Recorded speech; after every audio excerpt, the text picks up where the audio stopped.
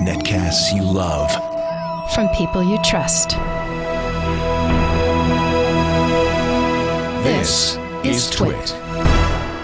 Bandwidth for frame rate is provided by CacheFly at CACHEFLY.com. Frame Rate is brought to you by MailRoute.info. MailRoute is a secure hosted service that provides enterprise-grade virus and spam filtering to companies of any size. Try it right now absolutely free at MailRoute.info.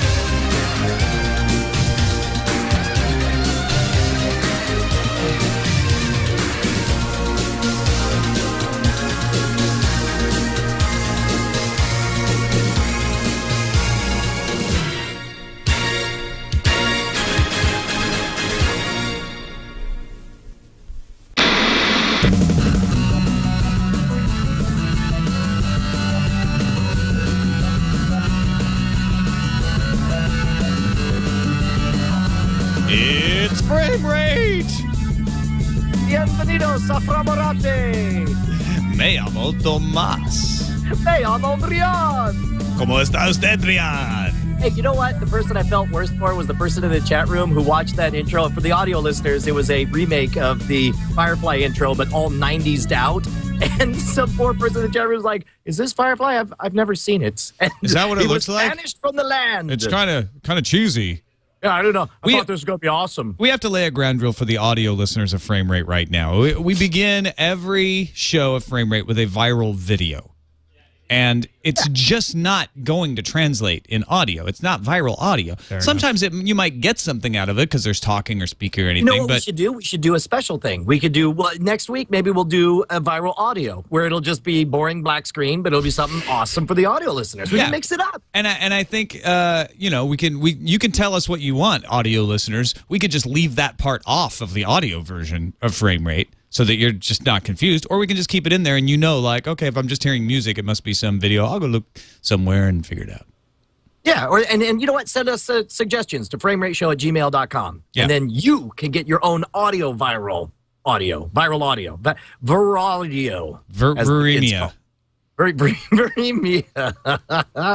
Hey, how you doing, Tom? I'm doing good, Brian. We're recording on a different day. So those of you wondering, wait a minute, I thought there was no Frame Rate this week because it didn't show up on time, and now there's one on my end, and I'm really confused. It's because Brian had a performance on Tuesday, so we're recording on Wednesday, and you're recording from Florida.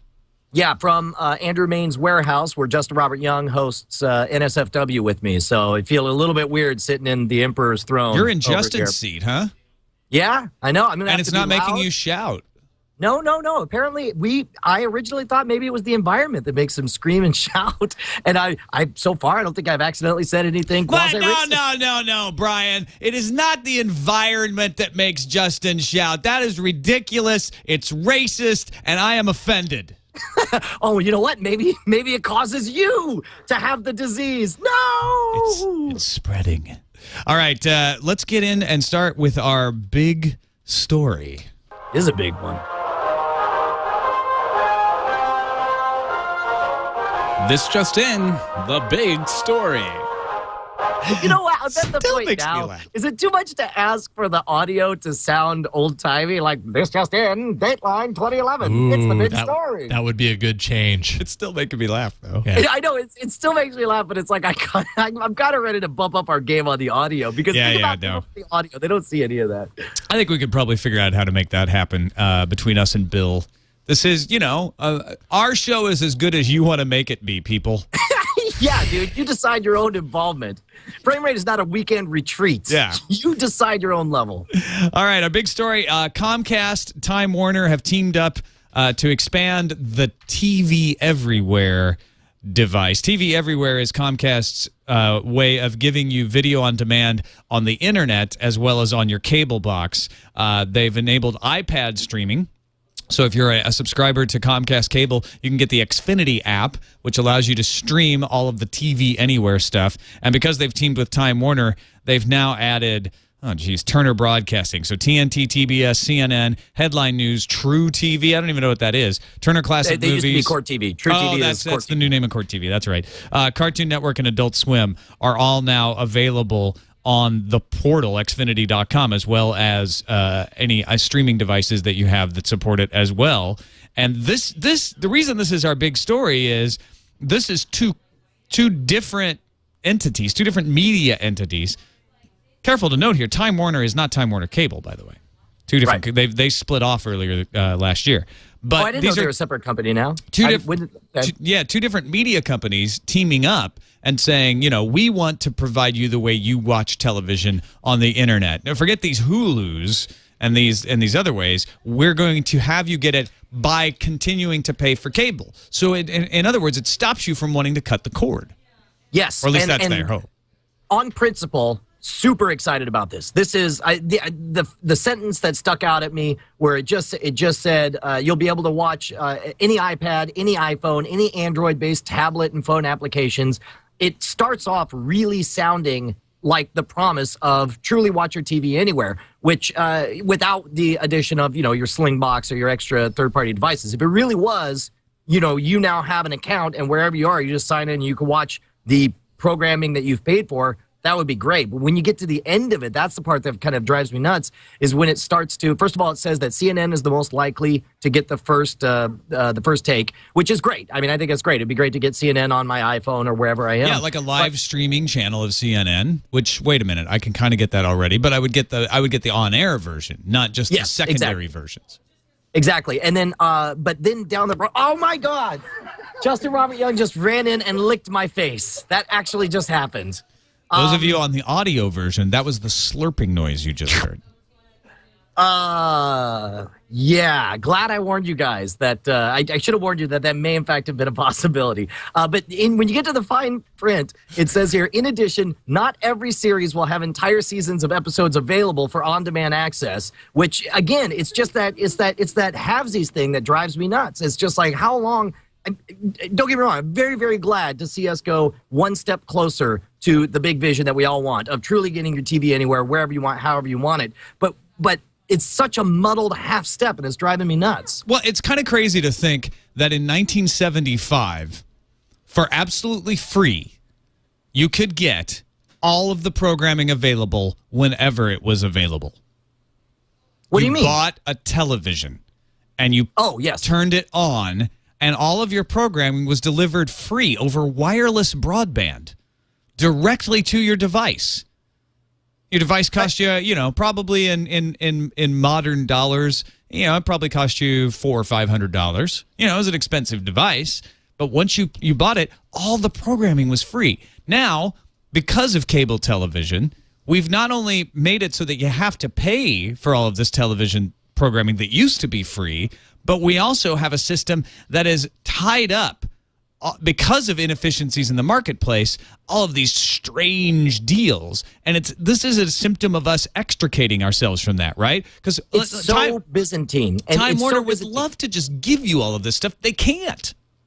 And I understand it's going to take us a long time to get this Gordian knot pulled apart, and so be it. And for them, I'm very glad that they're taking steps to move forward. But meanwhile, essentially, isn't this what you can already get right now with your Slingbox device? You get a Slingbox XG, you can already watch anything you want, Or is that only recorded program? You can't channel surf and watch anything live with the Slingbox. No, you can watch anything live with the Slingbox, anything on your DVR. You just have what the advantage to TV Anywhere would be that it has a vast library of on-demand things that you wouldn't have space or resources to store on your DVR. Right? And so you don't have to set up anything to record, and you don't run into like, oh, it didn't record or it stopped recording early. It's like you go to watch an old episode of Conan, let's say, from TNT, TBS, and you get the whole episode, and it's right there every time. You don't have to think about it. There is an advantage to that, but it only works if all the stuff you want to watch is there. And because they've licensed out this stuff in other ways, they can't commit to having it all available on TV Anywhere. Some of it's going to be at Hulu. Some of it's going to be on a plane. Some of it's going to be available in syndication. You know, it's just crazy. Well, and I tell you, you've got to factor in the fact that it only takes getting burned a couple times to totally transform your attitude about something. Like 3 or 4 times on Hulu, if I go to find something and they've got like the first 3 episodes and then suddenly you get nothing and then there's episode 18 or whatever, then it's like, I'm going to give up on it. I'm going to go to an alternative where I know I could get it. I'm not going to waste my time clicking around trying to find something that ends up not being there. That's why the original Marvel Comics had a digital comics app that was phenomenal, but it only had bits and pieces, certain comics, and I'll tell you, it drives a lot of people to the one solution these companies don't want them to think about, which is piracy. And then we've said it on this show again and again and again. We're not fans of piracy. We want a solution that's better than piracy, but we hate that time after time, even with this kind of half measure, even though it's a step in the right direction, it unfortunately makes piracy give you the best viewing experience. And I, for one, hate that. I'm sure you do too. A study was just released today from a company called Envisional. They did a P2P study to find out what content was being tracked or being traded on peer-to-peer. Music, which is available DRM-free in many locations, where you can get almost all the music you want from most stores like iTunes or Amazon, is 2.9% of all the files on the public BitTorrent tracker that they looked at. So okay, and now you're not talking percentage of bandwidth. You're talking about number of files. Percentage of files. That's amazing. They took the 10,000 most popular files so that they weren't just looking at back catalog. They're looking at the stuff that people are actively tracking, that they're actively trading. 2.9% of them were music, because what DRM-free did was said it's not worth it to go trying to dig up all this stuff on peer-to-peer. Instead, buy it legit. It's easy. It's going to be tied in right to your device. It's going to sync, and people are doing it. Not everybody. Yes. There's some people who are too poor, or they're college students, or they just don't they want to stick it to the man, but that's 2.9%. But not only are they doing it, I know we're not a music show, but I'm sure you've had the same experience I have. There are 2 things that have made me completely reformed. I'm not going to lie. Back when I was in college, I was one of those poor kids who justified piracy, but I have 100% reformed. For video games, it was Steam. And because Steam makes it so easy to get whatever game you want, and they have these sales where there's such an outrageous value. I buy games I'd never buy before. And the second thing, with Amazon and their DRM-free music, both of them I have rebought music that I already own. In some cases, it's on a disc less than 5 feet away from me, but I don't feel like leaning all the way over and getting the disc, so I'll just spend the buck to get the track downloaded because I want it right now. And if you make it easy, if you make it available, you don't have to worry about DRM. If you won't hoard your files if you could get anything you want any way you want at any time. Yeah. And 50, the reason I bring this up is, you're right, we're not a music show, but 51% of the 10,000 most popular files are TV or films. And non-porn. The porn is separated into its own category, which is also 35.8%, by the way. But it's mostly video. And I don't even think it's a question of DRM with video, because DRM really is a bigger deal when you want to replay stuff and move it around from device to device. With video, we probably want to watch it once in television's cases, maybe a few times with movies' cases, but it's not as big of a deal. It's availability. It's the fact that we can't even get it DRM'd. We can't even get it streamed. It's just not there. And so what do? It opens a black market. Yeah. Anytime you refuse to serve what the public clearly wants, a black market always will develop. And in the case of the internet, any black market is going to be way more efficient than anything you've seen in physical space. This isn't like you have to go to the shady part of town to buy bootleg DVDs of anything. It's amazing to me that I just, music is finally gotten it or is getting it. And I just can't wait for movies and television to get the same thing, because there's no difference. The only difference is that movies and television take up a lot more bandwidth, their files are a lot bigger, and they can rely on the same techniques. It's like they're a decade behind. It's amazing. Yeah. Software and PC or console games together make up 11%. And that is phenomenal for me. It is almost entirely video or porn. That's the biggest stuff being traded. I like the way you whisper that as the footnote. Or porn. Or porn. I'm not sure what to make of the fact that porn is traded on BitTorrent, other than the fact that it's more embarrassing and people maybe are less trustworthy of giving their credit card over to a porn company, and so it has a built-in thing about it that forces you to want to go and get it for free from BitTorrent, because you perceive a risk in going to a pornography site and giving them your identification and your credit card number already. Yes. So you might as well take the risk on BitTorrent and not have to give away your credit card number. I'm guessing. Yes. I'm guessing that's the rationalization there. So I would say if they finally figured out this windowing system and started making services that were affordable and easy to use, that allowed you to watch TV and films that you wanted, when you wanted, anytime you wanted, you would see porn dominate this percentage. That's my guess right now. So now we're, not only are we not a show about music, but we're also not a show about porn. So should we move on to another big story? Yes, it's far past time for another big story.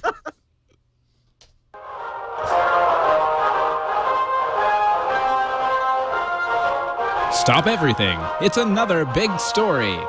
See, you know why we got to tweak that audio is because the old-timey music clearly sounds like it's coming out of the television, but then I assume Bill Meeks is the one saying that. I just hear Bill Meeks in my right ear leaning over saying, "Stop everything. It's time for another big story." Plus, he's got the guy on the television who looks like he should say, "Stop everything. It's another big story." Okay.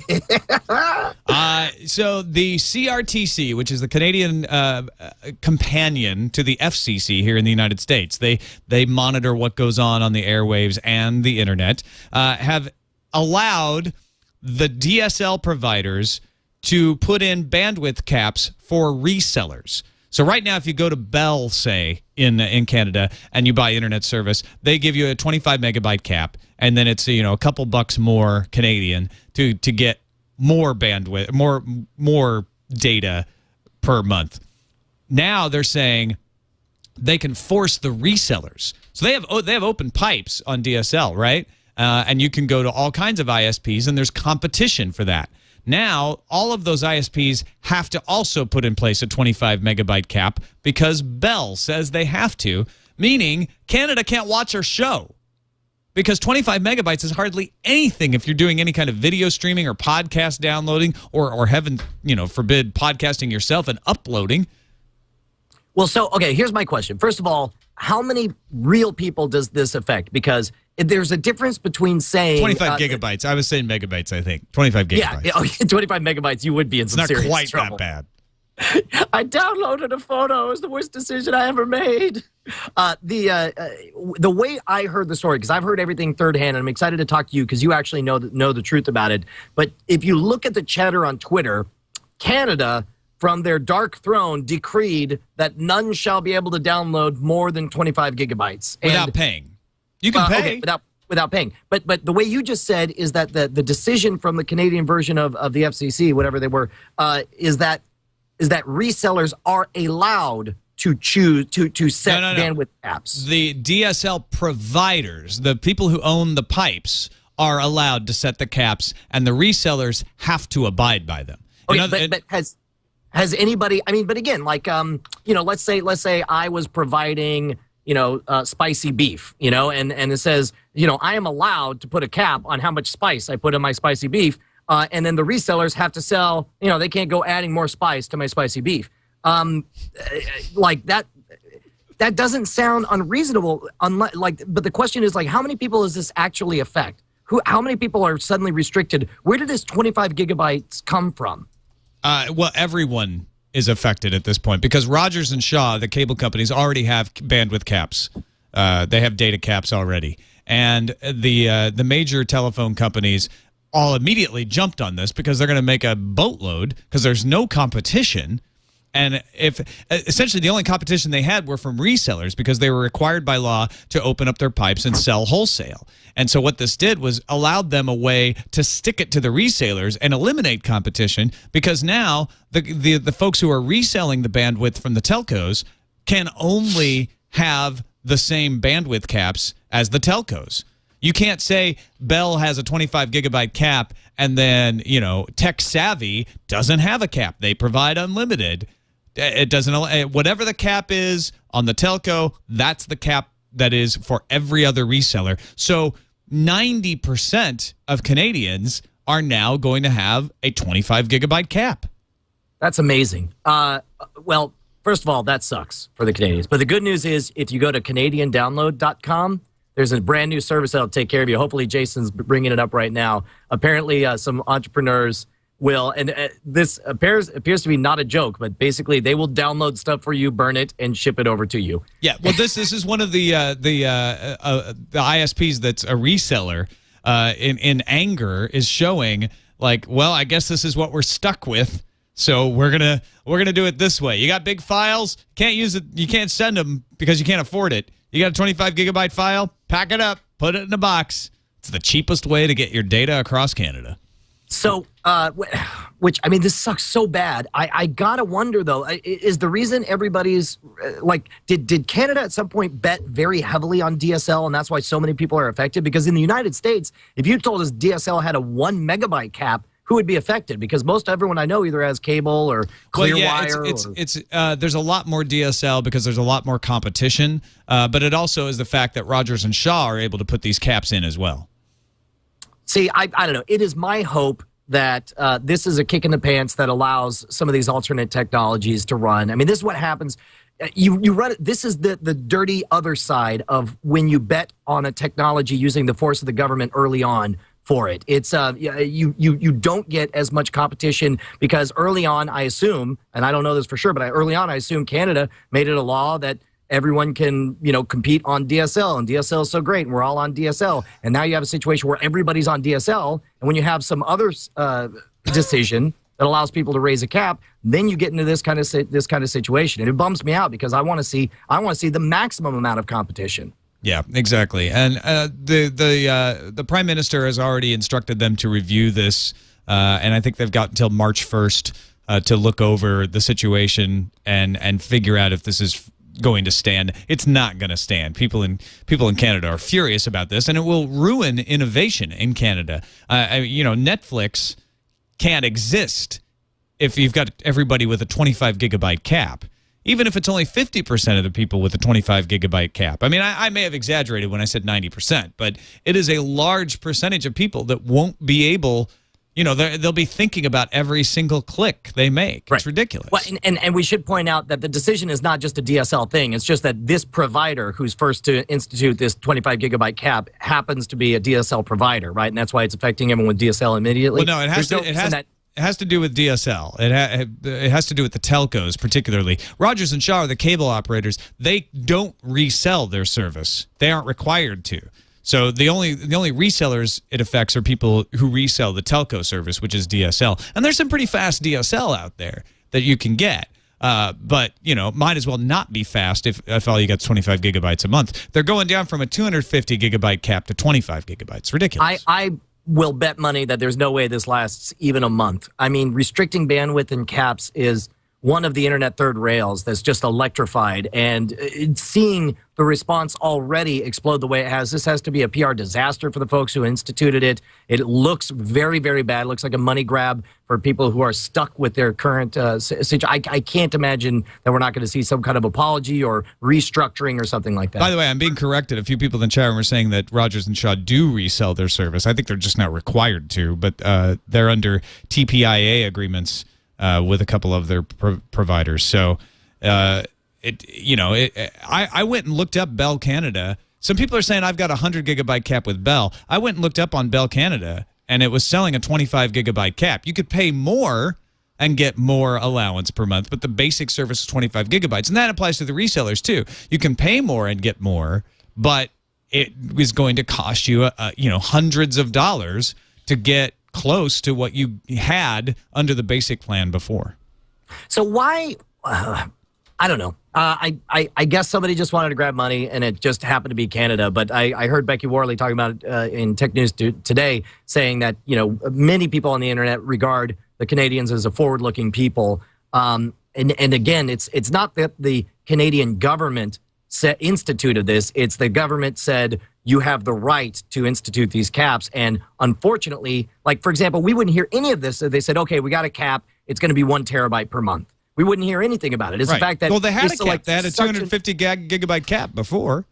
Well, then, okay, then in this case, I don't even understand why we're talking about the government. All the government says you're free to make decisions, and this company made a really, really backwards, stupid, money-grabbing decision, and they deserve to be hammered for it. They deserve all the negative publicity they're getting. But don't crap on the government. The government just said you are free to run your business like a business. Well, the CRTC regulates things much more closely, and so what they had said before was you're not allowed to force resellers to have a gigabyte cap, because this is national infrastructure. There's a whole different way of thinking about it there than we think about it in the United States, where we pretend like anybody can start an ISP at any time, even though it's more like electricity and roads. So, what do you want, Bert? Yeah.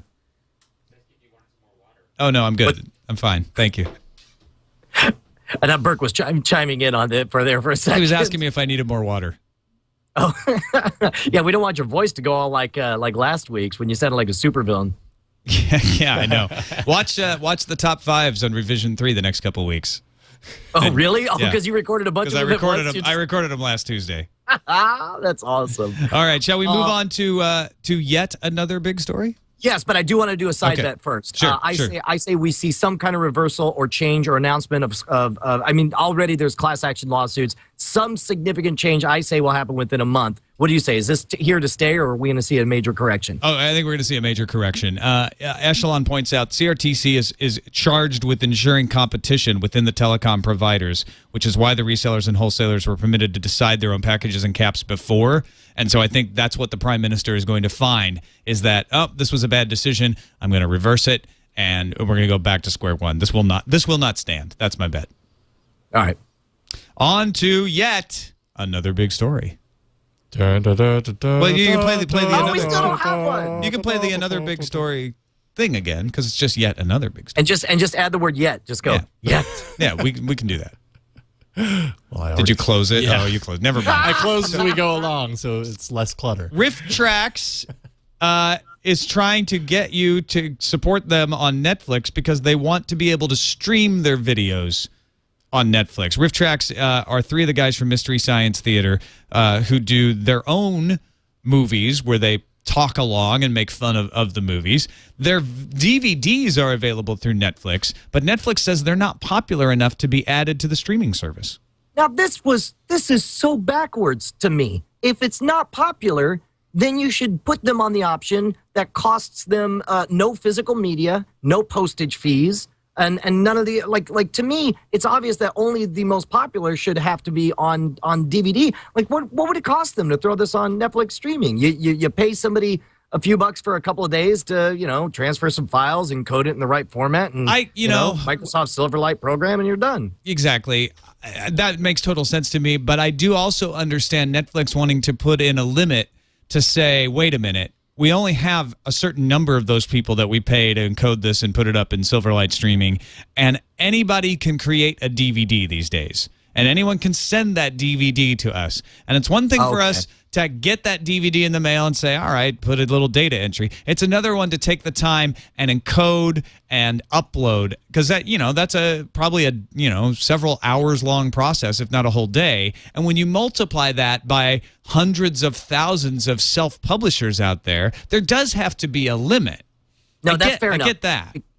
There is, I see what you're saying. You're saying that there is obviously a lot more time and money and effort that goes into physical media, but Netflix doesn't have to see anywhere near the bulk of it. They just get product, they barcode it, and then they throw it in the system, whereas they see 100% of the effort that it takes to make it available online. That's legit. And And okay, well then I take it back. But in this case, good on these guys for knowing how the system works and telling them to game it. Yeah. I mean, this is like if Netflix says more popular, we'll throw it on. Then say, in fact, they should orchestrate a whole, specific day, a magic Rift Tracks day where everybody clicks on all of them and then none of them are available. And then they're like, see, now put it on. Yeah, so they've started this campaign where all you need to do is add one of the Rift Tracks DVDs to your queue, and then that makes them popular. And then they should do some kind of awesome giveaway or some kind of ringtone, or you ought to get something if you could send in evidence that you've added all that stuff on there. Make it even more deceitful, and bribery is what I'm suggesting. Yes, I think some sort of bribery is called for in this case to help these guys out. Because, I mean, on the one hand, you could say, like, hey, if they're not popular, they're not popular. But the fact of the matter is, a lot of people who want to watch Rift Tracks probably watch it on the internet already and would love to have the ability, while they're already in the Netflix app, to just pull it up and say, hey, I'm going to watch that one too. But it's not available there right now. So it's this catch-22 where it's like, well, we're not popular in the mail me the physical disc crowd, but we are popular with the I'll watch it on streaming video crowd. So how do we bridge that gap? This is the only way.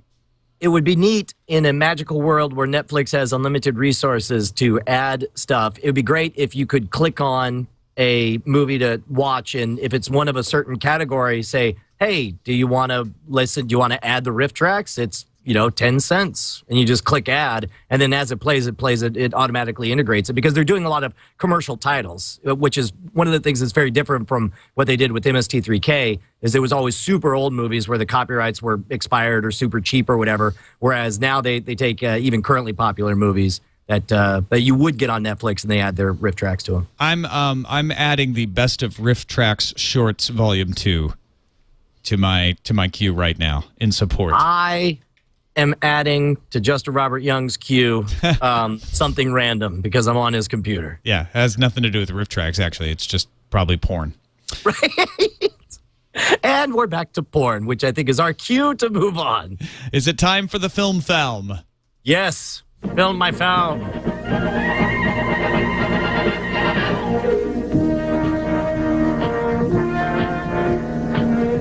The silver screen is in your home. Film Found, a frame rate special. The Stand heading to the big screen, eh? Yeah, and by which we are not talking about re-releasing the terrible primetime special from, what was it, ABC in 1994 or whenever. Oh, God, yes, I didn't even think about that. With Laura San Giacomo. Can you imagine how disappointed you'd be? Like, oh, The Stand is in the theaters. I'm going to go see it tonight. And you get your ticket, you sit down, and it's just like, it's the Gary TV Sinise special all over again. So this is something we're both excited about. We should have disclosure out of the way. Both of us have read The Stand, right? I have not read The Stand. You have not read The Stand? I have not. We cannot be friends. I'm going to read it once I'm done with the Dark Tower series. Okay, no. Oh no, you're already like way far in the Dark Tower, aren't you? Mm-hmm. I'm at Wizard and Glass. Okay, all right. Well, all right.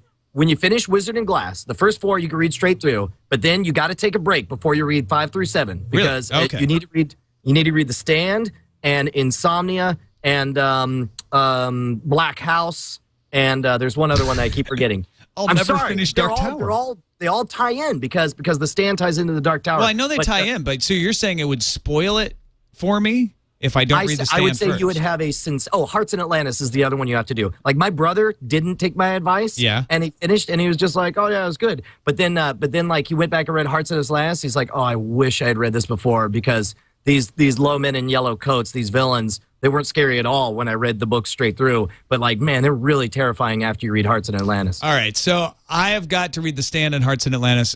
But how many others? Insomnia, it's kind of about the big villain of the entire ship. And it doesn't spoil it to read these? You know what? I'm not going to lie. I can't say why. I can't say why without. All right. I know. I'm going to trust you. I'm going to trust you. It's just that's a lot of books to have to wait to go from part 4 to part 5. There are so many. Well, part 4 ends, and I know we're not a show about books either, but part 4 ends, and there's a significant time gap before part 5 begins. Okay. And it's a good place to go and read all the stuff Stephen King was writing, because he took a monster break. But he took a decade-long break between number 4 and number 5 to begin with. So, and read the stuff he wrote that is all ties in. There's so many moments that are so amazing only when you have the back context. You got to get the full story. All right, so this now the reason this is pertinent to this film that Warner Brothers and CBS Films are teaming up on is that I want to read The Stand before I see the movie. Yes. So you need and you need to read The Stand before you see the movie, but also because The Stand ties in so closely with the Dark Tower series, that's another big project that I don't think we've talked about on Frame Rate yet. The whole Dark Tower story is going to be brought to the big screen it's going to be a Ron Howard film. It's going to be 3 movies long, and there will be a primetime television show tied in with it. Is that correct? Did you read that? Same I haven't done, to be honest, I haven't done the research to find out which films cover which parts of the books. But yeah, they're going to do films for parts of the story and then have a tied-in television series weaving in. So you'll watch the series, then you'll go see a film. You know, and I'm super nervous about that because, first of all, you've read enough of The Dark Tower to know that there is some dark territory, and I don't know that can be covered in either PG or even a PG-13 show. Certainly, Ron Howard doesn't have the most sterling reputation when it comes to gritty, dark epics. What, Arrested Development? Yeah. He just did the narration on that. He didn't even direct it. The Andy Griffith Show? Yeah. I think Apollo 13 is the closest he ever got to a dark, gritty epic. Yeah. Although I'm sure the chat room will correct me instantly. But so on top So will his brother be Eddie Dean? Yeah. So on top of all that is the fact that a major animal character is going to be pure CG, which I think makes it seems like that seems to be the link. Like a major animal character being CG suddenly makes people get oogie about whether or not it's going to be any good or not. I'm very, very skeptical. I'm very worried because I love the Dark Tower series. If you've never read it, it is one of the greatest epics, especially if you read the rest of the story that Stephen King has put into the other books. But I, for one, am thrilled that The Stand is going to get a full-on epic movie treatment because I think it could play very, very well. It's good times for post-apocalyptic fiction these days between stuff like The Walking Dead and hopefully The Stand coming out. We also have a new Superman has been announced. This is our 17th Superman. I lost track a long time ago. Tudors actor Henry Cavill. He's probably known from the Tudors fans as Henry VIII's brother. He is now going to play Superman in Zack Snyder's new effort to reboot the franchise once again. 2 questions. First of all, have you watched The Tudors? Have you seen him? I watched the first 2 seasons of the Tudors. I watched some of season 3 and then I fell away. And so he's British, right? Yes. You think he's gonna? Well, you know what? He's British in the Tudors, but you know how things are these days. Is he in fact British? Well, the chatter on Twitter indicated that everyone thought he was British. So. Okay. He smells British, if nothing else. And so I wonder if he's going to talk with that. Probably will not talk with a British accent. I can't imagine a Superman with a British accent. Not the all-American Superman. He's going to speak with an American accent. But that's no big deal. People do that all the time these days. Americans are talking with British accents. British people are talking with American accents. I always feel betrayed when they do. Only when you find out, though. I know, but then you're just like, you're not the character I thought you were at all. But that's like, meeting Superman and finding out, oh, I just shot you in the chest and it actually went through. You're not made of steel. At all, that's ruined it for me. Now you're dying. Did you? Are you a big Superman fan? I am. Yeah. I am not. There are people who devote their lives to being Superman fans, and I'm not nearly in that class, right? But let's say I'm a Superman fan. I've been a Superman fan since I was a kid. If you're going to pick like top 10 favorite superheroes, Superman would probably be up there. Probably still. Definitely when I was a kid, he would have been close to the top. For me, Superman, and maybe it's because, and I'm sure I'll get a bunch of emails at framerateshow@gmail.com correcting me on this, but certainly the way he's portrayed in the movies and on, Super Friends, that kind of thing, it's too many powers. You rolled nothing but 18s in your character creation, and now you're 100%, and it's just not even fair. And so it's like it's hard for it's hard for me to see much strife or challenge in him. And maybe I just need to be directed to the right stories. Yes, there are some great stories. Read Kingdom Come. That's a fantastic DC story, not just Superman. Red Superman is another one of my favorites, where they actually take the Superman legend and cast it as a Soviet Union. Like he lands in Russia. Oh, that's awesome. Instead of landing in Smallville.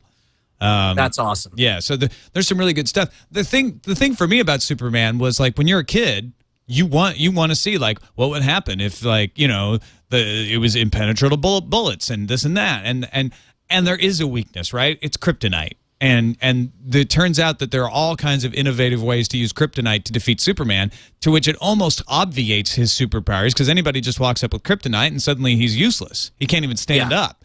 So there's a balance there, but it plays to that sort of like, oh, this superhero, nothing can stop him. He's invulnerable and he can fly, and it's that wish fulfillment. And so what makes Superman interesting to me is once you've gone through that mythology of how he adapts and what it means, and he's racing trains and he comes to terms with his powers and decides to use them for good, then how do you play with that metaphor, and what do you do down the line to change it? That's what interests me more about Superman now. When I was a kid, it was the very juvenile, like, it's the guy who can save anyone, and, it's the hero who can come and stop the bad guys, and I want the bad guys to be stopped. Once you get older, you start to realize, well, that's kind of boring. You need a little more conflict. And I think you're right, because as a kid, it's such a kid fantasy. We're like, well, I want the guy with all the powers and all the strength and all the speed and can fly and can do anything, But I from what I understand, there are really good stories. I'll have to give them a read. I know Andrew Mayne was really talking up Secret Identity, which is a peripherally Superman-related book. But again, hey, Tom, we're not a show about comic books. We're a show about pornography. So let's. And the porn means it's our cue to go on to the next story. Yes, it is. And our next story is just what we're watching film-wise. Did you see any movies since our last show? It's been a very, very busy week on the road. I don't even know what I want to. Do you know what I want to go see? The only movie that's on my radar right now is now that it got so many Oscar noms, I want to check out The Social Network, because I've heard great things about it. Yeah, that's definitely worth seeing. And you didn't watch any movies on TV or anything like that? Nothing, DVDs? No, I haven't even seen a television in a week. It's been a very brutal week on the road. The Fighter is the movie that I saw this weekend. Also Oscar nominated. I believe Christian Bale absolutely deserves an Oscar for supporting role. In fact, I think it's ridiculous that his role is listed as supporting. He's basically a main role. And it's the story, based on a true story of two brothers from Lowell, Massachusetts. The younger brother is still a boxer. The older brother used to be a boxer, knocked down Sugar Ray Leonard in a boxing match, but is now a crack addict. What? And this is based on a true story, you said? Yeah, based on a true story. And so it's all about the younger brother actually trying to make it as a fighter and get in. He's nearing the end of his career and he's still trying to get in there and have his big break. And his brother's training him, but his brother's a crack addict. And so it's, he's sort of dragging him down. Sort of. That crack can sort of bring people down. I mean, he's dragging his brother down. Obviously, the crack is dragging Dickie down, but yes. And Christian Bale, what's most impressive is when you actually see the real character that Christian Bale was basing his character on, and he got it dead to rights. He shows up in the movie? At the very this was a beautiful touch to this movie. So you're watching this movie, it's based on a true story, and you're wondering, as you do with these movies, well, how much of it's real? What do these guys really look like? At the very end, they mimic a part of the movie where they actually did a kind of a faux documentary When Harry Met Sally thing, where they're looking at the camera, talking like they're in a documentary. They mimic that with the two actual guys, the younger brother and the older brother, modern day, sitting at a counter in a diner doing a little bit of that talking, and you get to see what they really looked and acted like. And man, let me tell you, Dickie, Christian Bale's character, it's like, damn, that's just an older version of what Christian Bale was just doing on the screen. See, now all of a sudden I wonder if we should have raised the spoiler alert to yellow, because now I suspect I now know that one of the characters doesn't die. Sorry, I was just looking for an excuse. Yeah, I guess that is a little bit of a spoiler, but there's really not. That's not a piece of tension in the movie. You're never sitting there wondering like, oh, is this guy gonna live? It's more about what's going to happen to the younger brother's career. And that I haven't said a thing about. You want to talk tube tops? Let's do.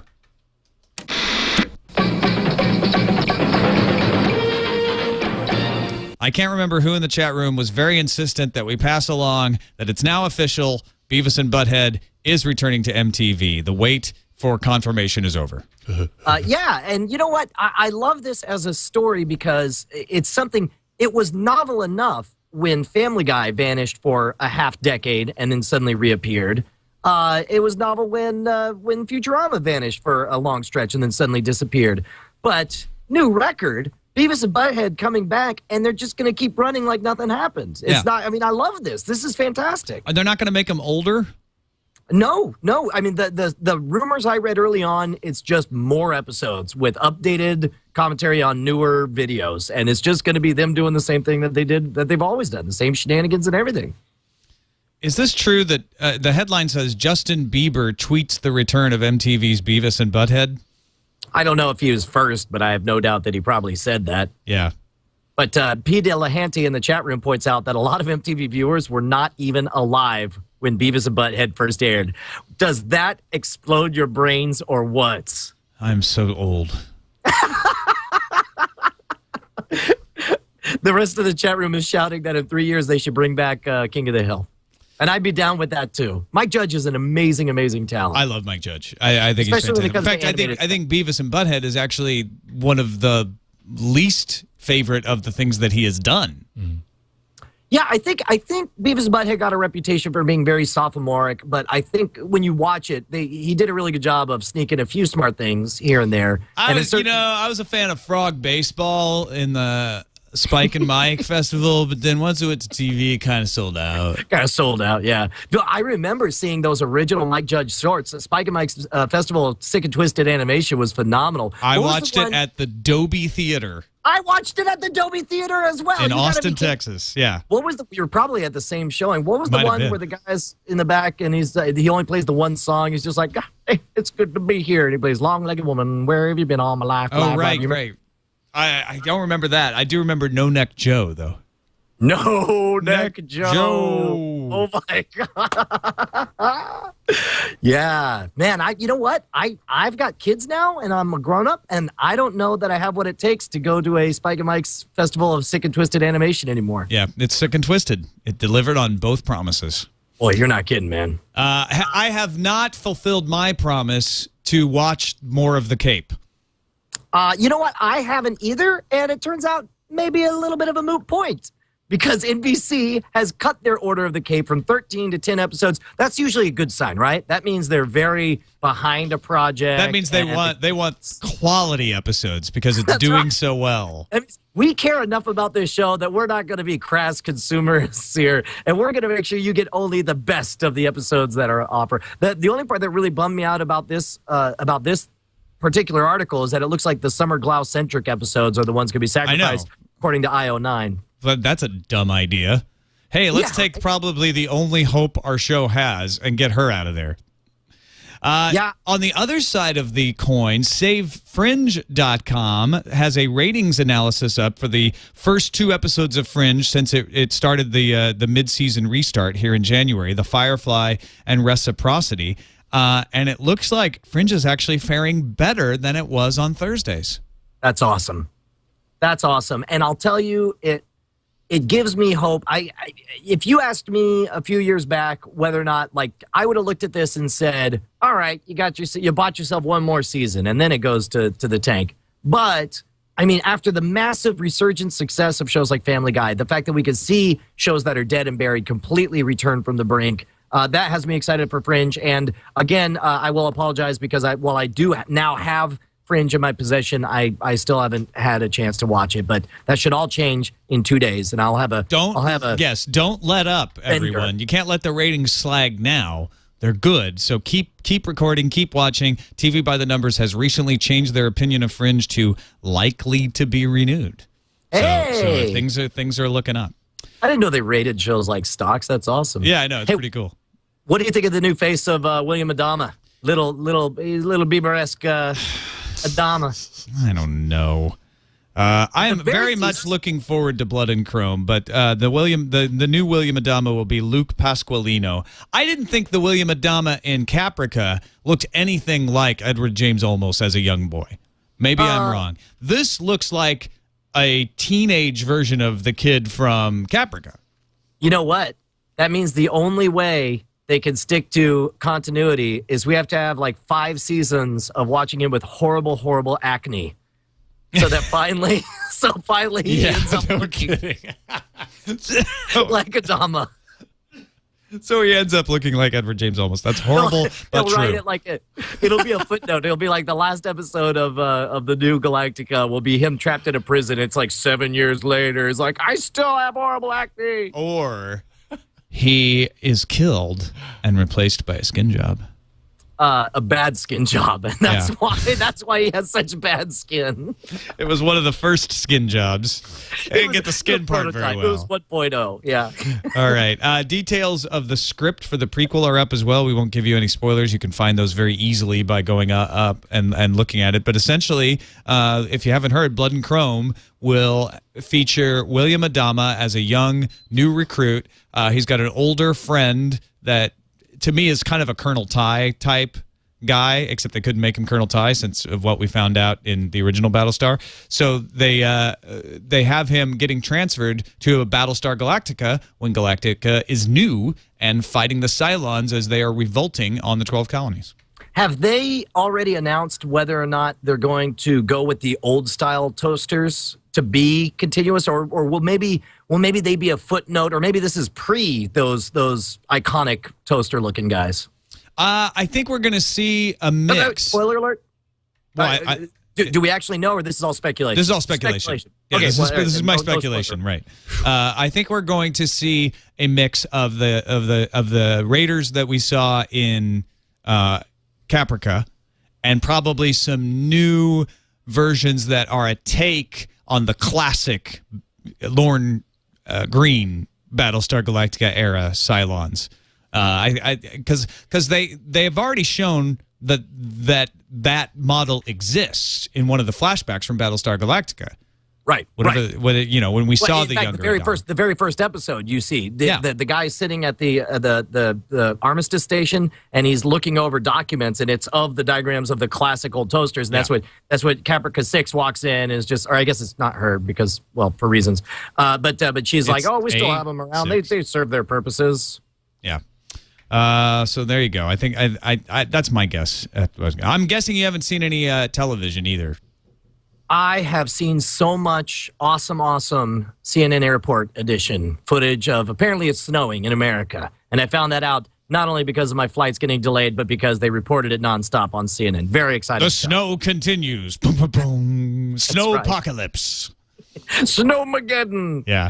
I actually haven't been watching that many shows myself. I have been keeping up on Being Human, the U.S. reboot of the British Being Human, the show about a ghost, a werewolf, and a vampire who are roommates.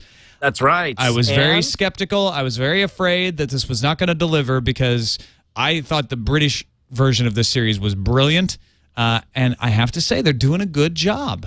I am compelled. They are following the storyline very closely at the beginning, but they're already throwing in changes, and they're interesting changes, as well as Jacob from Lost. Yeah, is the head of the vampires in the sci-fi Being Human. He is brilliant as Bishop. Jacob from Lost. My brain exploded when somebody pointed out online that he's one of the thugs that assaults the Big Lebowski in the beginning of the movie. He's the guy with the long hair who shoves the dude's head. Right. That is my hilarious. God. Obviously, Jacob's not a golfer, was the tweet I read. Something I saw recently had the Man in Black as like an investigator. He was like the co-cop looking into something. I can't remember what it was that I was watching. It was a movie on Netflix that we were streaming. I don't know. Maybe I don't know, but that's I will definitely check out Being Human now, especially knowing that it makes the cut for you. But one more thing before we talked about the Cape, like, does that release us? Because you know me, I've already said it. Like, once I find out something's canceled, even if it's awesome, even if I love it, I can't bring myself. I haven't finished Deadwood. I mean, But there are exceptions. There should be the Firefly rule corollary to that, which is if you've never seen Firefly, who cares that it's not canceled? Go back and watch it. It's absolutely worth it. Absolutely. But I know what you mean. Like something like The Cape, where it's like you're not missing a hidden gem that got canceled prematurely. I mean, there's questions about that. I think we're released. I think we are. Yeah. On to what I would like to change to interferon to more accurately represent its antiviral properties. But up until that, we've called Cipro. Dude, because we need people to send us in a new segment introduction called Interferon. And then you could just throw the word interferon. The guy can re-render this exactly the way it is. Same damn thing. You were making us double the syllables. You made me discover Axe Cop, for which I am forever grateful. Have you read all of them? I haven't got all the way to the end. I sat down in a big binge and then I got interrupted, and I have to go back and get up to speed, get right up to speed. But I've read most of them. I've definitely read what is covered in today's video, Axe Cop the movie Part 1. This is essentially the whole first issue of Axe Cop. And for those that are not familiar, Axe Cop is drawn by a 28-year-old and written by a 5-year-old. They're two brothers. And you could it's so funny because you could so tell a 5-year-old wrote it, and it's just being executed perfectly faithfully. And this is a reinterpretation of the very first episode. Can we take a look? Yes, Peter Muhlenberg's short fan film adaptation. One day at the scene of a fire, the cop found a perfect fireman axe. That was the day he became Axe Cop. I need a partner now. So Axe Cop had tryouts and hired a partner. My name is Flute Cop. Sign up here. We have a gang of dinosaurs to kill.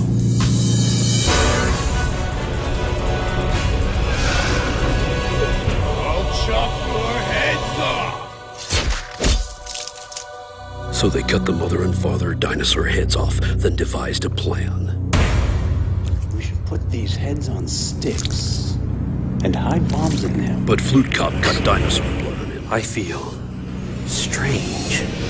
The dinosaur blood caused Flute Cop to unexpectedly transform into a dinosaur soldier. And so they became Axe Cop, dinosaur soldier. Kick ass! Yes! Oh, so much joy! So much joy! That is better than Superman. Wow, It's that's so good. awesome. So good. My only, and it's such a minor gripe, I just wish that the audio mixing had their voices a little more prominent. It's here. Yeah. It's hard to hear, Flute Cop. I don't know if the actors ate their words or whatever, but it's so faithful, so good. Oh my gosh, it's awesome.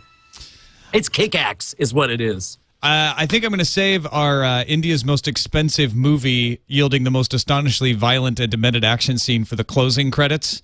Yes, absolutely. Let's finish on that, but read a couple emails before we go. Let me just say that I'm shocked that this is only hitting the rounds now. I saw this must have been 6 months ago. Oh, really? Yeah. It's just now picking up steam. Well, as often happens, there will be bits and pieces of it that'll get out, but then for some reason, this particular 10-minute slice of footage is what is taking off. So, but it definitely is worth checking out. Tom, you want to read this first one, and I'll take a second? KT Data says, hey, Brian and Tom, I just got to tell you guys about this iOS app that launched yesterday called Into Now. Best way I can describe the app, it's a combination of Foursquare and Shazam made for television. The app will listen to the audio of something on TV and identify the show and episode number of what is playing. I tried it out today, and it worked pretty well as long as it could hear the show audio. You can find the app on the App Store. Check out intonow.com. I had already downloaded this before KT Data wrote to us. Eileen tried it out. She said most of the time it works really well, and I would call it a combination of something like Get Glue and Foursquare, or I'm sorry, Get Glue and Shazam. Because Get Glue is I'm going to check in and tell people what I'm watching right now, and what Into Now does is I don't have to say anything. I just hold it up, and it will check me in to whatever I'm watching. That's awesome. Now all we need is for it to be perpetually aware of your surroundings and listening to everything you do, and it'll update it automatically. And then we can call it Homeland Security. Yeah. All right, we got a short one here. I've abbreviated it here so we get to all the best parts. Hey, Tom and Brian, that Dan Leaders here. I recently discovered Frame Rate, and I am loving it. I've finally gotten caught up to episode 9 and was wondering if you have ever discussed a few of my favorite shows. We'll just run through these. Burn Notice. Tom, have you watched it? I probably seen a couple episodes, but no. All right. Dan says, I love the characters in the show. The main character, Michael Weston, is a cross between Jim Rockford of the Rockford Files and Bond, James Bond. The Shield. Yeah, I've heard that's not very good. Okay. Up yours, Tom. No. I am going to watch The Shield. I promise. The Shield is phenomenal. One of those shows that just grabbed me from the start. What a great cast and an excellent study on human nature and how power corrupts. The Defenders on CBS. Have you seen it? Oh, I have. I haven't seen it since it was actually on, but I do remember catching several episodes of The Defenders. It was well written, and it has Jim Belushi. You thought it was going to be a joke, but it wasn't. Yeah, he says it's a very fun show. Belushi and O'Connell play Vegas law partners in this well-written law crime drama. Justified on FX. Are you watching that one? I'm not watching Justified, no. I've watched the first couple of episodes. I liked it all right. I'm going to go back to it. It started to feel a little bit procedural to me. I wanted to see a longer narrative going on. So I'm going to go back and burn through a few of them. Dexter on Showtime, we've talked about that everyone wants to get into. We know. And Luther on BBC 4. Ooh, what's Luther? Starring Idris Elba from The Wire. This BBC 4 offering is an amazing crime drama with a great storyline and excellent performances. I know nothing about Luther. I'd like to find out more. I think, now that I'm looking at it, I think people have recommended this to me before, but I haven't been able to check it out. Boy, Dan Leaders, he likes the crime drama. Mm-hmm. I guess so. I didn't really think about there being a theme to these, but I guess we have him pegged. So, local police, keep an eye out for Dan. Dan Leaders, who made the theme to Tech News Today. Oh, right on. That's awesome. Yeah. All right, that's it for this edition of Frame Rate. Of course, you can email us. Let us know what you're thinking. Brian responds to almost every single email we get. I've been good. I read them. Brian responds. FrameRateShow@gmail.com is the email address. Great show, Brian. Good time, Tom. Bramorate. Adios.